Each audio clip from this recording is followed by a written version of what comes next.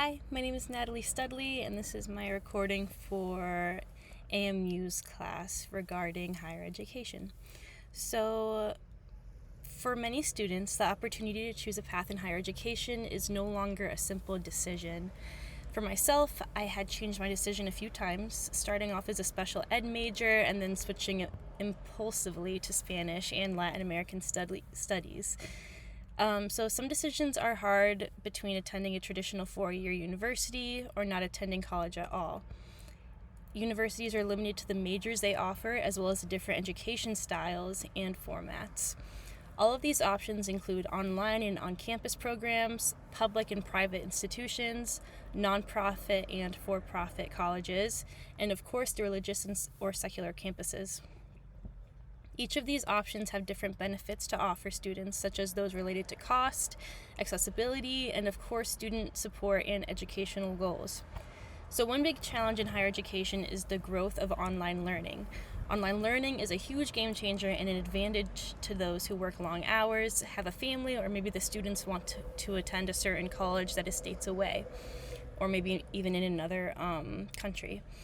According to the National Center for Education Statistics, online education enrollment is a huge part of American higher education. Institutions are increasingly expanding their offerings to online and are attracting more and more enrollment. Online education at the same time has many challenges. Students feel as if they are experiencing less social interactions and have fewer opportunities to network with their peers. Networking is a huge advantage to attending courses in person. And even online, but online you don't really get that face-to-face interaction. You get to meet people who have the same interests as you and can discuss opportunities that are presented in your field of study. Courses that are made available to do in person can be less convenient to those who have a fixed schedule and demanding hours outside of the classroom, so that is one disadvantage. Going to courses in person can give students more resources to take advantage of opportunities for community involvement as well.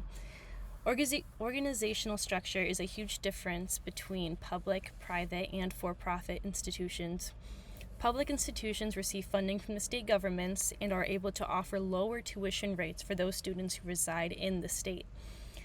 These certain colleges have bigger enrollment rates and have a lot of different majors to choose from. Private nonprofit colleges operate independently and rely heavily on tuition, donations, and endowments. These colleges have a higher tuition cost, but their classrooms are smaller with a smaller class size, which makes the environment feel more intimate. For-profit colleges operate more as a business with a goal of generating revenue. They emphasize mainly on career-focused programs and offer flexible scheduling. They do face criticism regarding student debt and their graduation rates. Since these are big concerns, they are subject to federal and state regulations designed to protect their students and ensure accountability. Students are also able to consider enrolling in a religious or secular college. So religious colleges combine academic education with faith-based courses and traditions.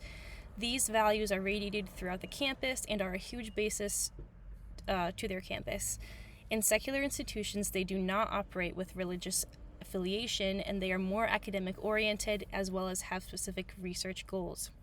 Neither one of these models are automatically better, but students should pick carefully which college experience they are wanting to involve themselves in and pick which ones match their educational goals and their values. I believe that education will become more individualized and flexible in the future. It already is right now. Many students are already turning their many certificates, degrees, and workplace training into their own individualized educational pathway to create their own personalized experience. So I see this shift happening, especially in the financial aid policies as well in Connecticut. So in Connecticut, FAFSA-based financial aid programs are now considering the amount of courses a student is enrolled in to determine their FAFSA eligibility. This new rule is demonstrating how students do not follow the same timeline, and the students who are going to school part-time also need financial aid help significantly.